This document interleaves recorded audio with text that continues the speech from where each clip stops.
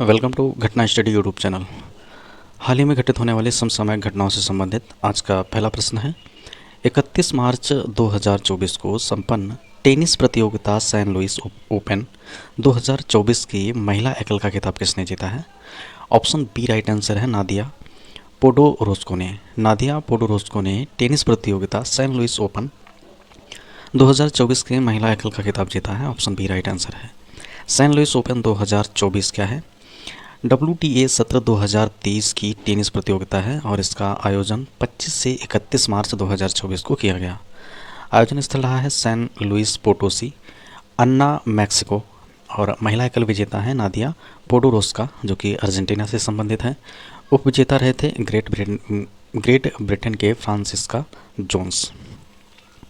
महिला युगल विजेता हैं हंगरी की अन्ना बोडार और स्लोवानिया की तमारा जेडेनसेक और उप विजेता रहीं लौरा पिगोसी जो कि ब्राज़ील से संबंधित हैं और कटार जीन पीटर जो कि पोलैंड से संबंधित हैं। अगला प्रश्न है 1 अप्रैल 2024 को संपन्न CCI बिलियर्ड्स क्लासिक 2024 का खिताब किसने जीता है? ऑप्शन सी राइट आंसर है पंकज आडवाणी ने। पंकज आडवाणी ने CCI बिलियर्ड्स क्लासिक 2024 का खिताब जीता है। CCI बिलियर्ड्स क्लासिक 2024 आयोजित किया गया है 21 मार्च 2024 से 1 अप्रैल 2024 तक। आयोजन स्थल रहा है मुंबई, महाराष्ट्र। खिताब विजेता रहे हैं पंकज आडवाणी जो कि एक भारतीय हैं। उप विजेता रहे थे इंग्लैंड के डेविड कैजियर। विशेष तथ्य है पंकज आडवाणी ने वर्ष 2023 में भी इस टूर्नामेंट का खिताब जीता था।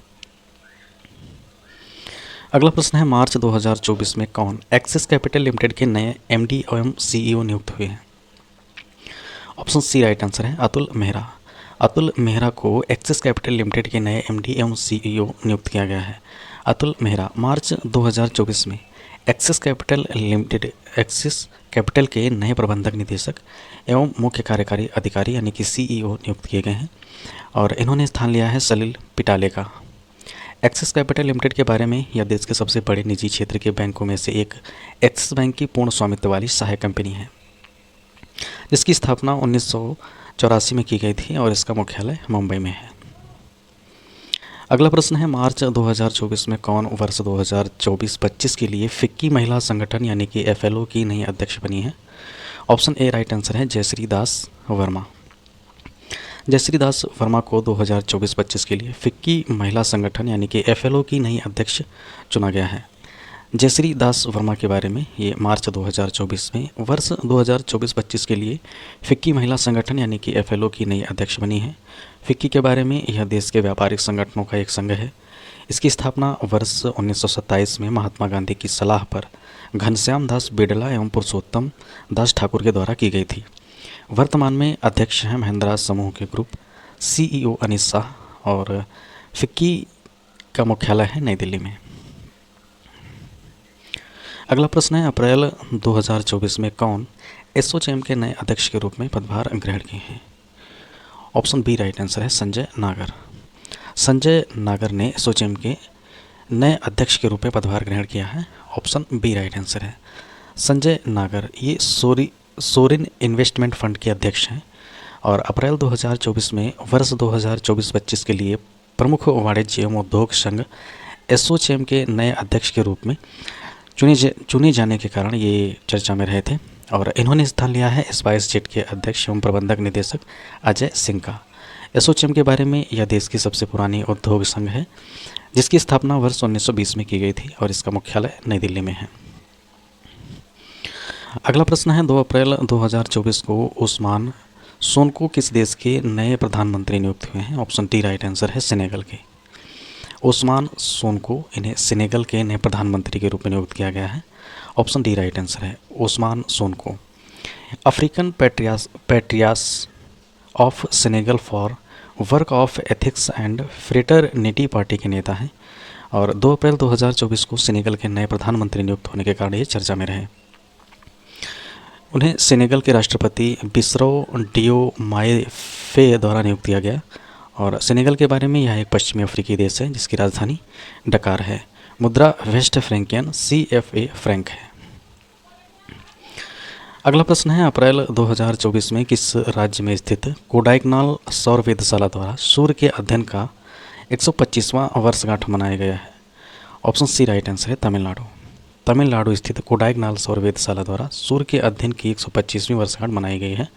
ऑप्शन सी राइट आंसर है।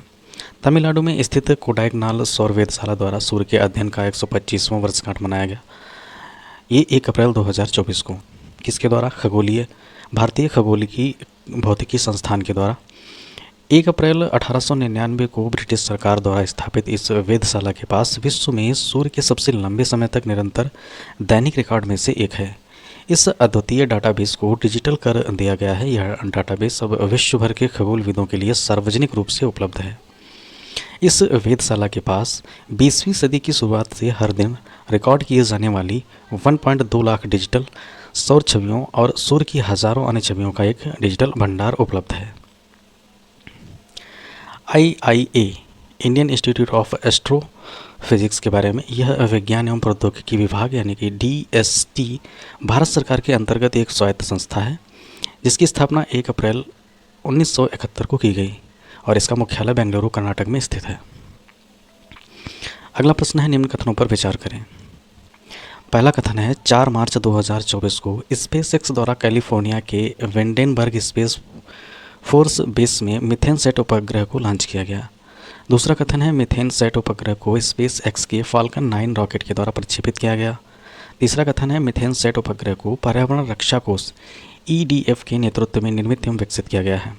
पूछा गया है उपरोक्त कथनों में से कौन सा या कौन से कथन सही हैं?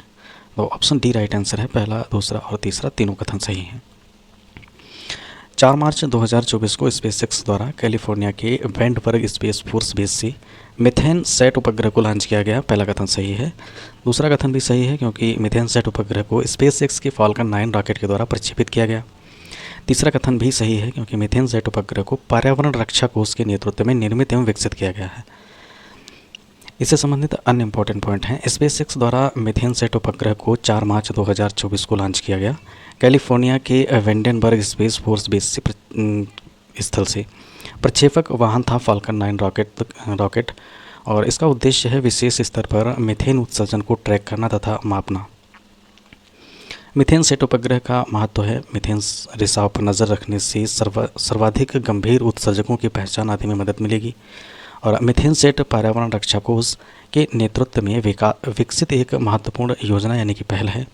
मीथेन एक अदृश्य तथा मजबूत ग्रीन हाउस गैस है जो कार्बन डाइऑक्साइड के बाद ग्लोबल वार्मिंग में दूसरा सबसे बड़ा योगदान करता है। मीथेन सेट का लक्ष्य उद्योग रिपोर्टरों को स्वतंत्र रूप से स्थापित करना तथा मीथेन हॉटस्पॉट को इंगित करना है। अगला प्रश्न है, निम्नलिखित कथनों पर विचार करें। पहला कथन है, देश में रेलवे सुरक्षा बल यानी कि RPF में अन्य केंद्रीय अर्धसैनिक बलों की तुलना में महिला कर्मियों का अनुपात लगभग 9% है जो सबसे अधिक है। दूसरा कथन है, वर्ष 2023 में RPF महिला कर्मियों की सतर्क और सक्रिय भूमिका ने लगभग 3973 बच्चों की जान बचाने में मदद की। तीसरा कथन है, RPF को रेलवे संपत्ति की बेहतर सुरक्षा और संरक्षण हेतु वर्ष 1957 में स्थापित किया गया था। पूछा गया है उपरोक्त कथनों में से कौन सा या कौन से कथन सही हैं? ऑप्शन सी राइट आंसर है, सभी यानी कि तीनों कथन सही हैं। देश में रेलवे सुरक्षा बल में अन्य केंद्रीय अर्धसैनिक बलों की तुलना में महिला कर्मियों का अनुपात लगभग 9% है जो सबसे अधिक है और वर्ष 2023 में RPF महिला कर्मियों की सतर्क और सक्रिय भूमिका ने लगभग 3973 बच्चियों को बचाने में मदद की। तीसरा कथन भी सही है क्योंकि RPF को रेलवे संपत्ति की बेहतर सुरक्षा और संरक्षण हेतु वर्ष 1957 में स्थापित किया गया था। इससे संबंधित अन्य इंपॉर्टेंट पॉइंट हैं। सैनिक बलों में महिला सशक्तिकरण चर्चा में क्यों है? क्योंकि रेलवे सुरक्षा बलों में अन्य केंद्रीय अर्धसैनिक बलों की तुलना में महिला कर्मियों का अनुपात लगभग 9% है जो सबसे अधिक है और रेलवे सुरक्षा बल यानी कि RPF में महिला कर्मी न केवल सशक्तिकरण का प्रतीक हैं बल्कि वे यात्रियों की सुरक्षा में भी महत्वपूर्ण योगदान दे रही हैं। RPF को रेलवे संपत्ति की बेहतर सुरक्षा और संरक्षण हेतु वर्ष 1957 में स्थापित किया गया था। रेलवे सुरक्षा बल की महिला कर्मियों की विभिन्न ऑपरेशन के तहत भूमिका। ऑपरेशन मेरी सहेली पहल, इसके तहत महिला यात्रियों की सुरक्षा के लिए लगभग 400 से अधिक ट्रेनों में 230 टीमों को तैनात किया गया है। ऑपरेशन मातृशक्ति, इसके तहत आरपीएफ की महिला कर्मियों ने वर्ष 2023 में 206 गर्भवती महिला यात्रियों के प्रसव में सहायता की।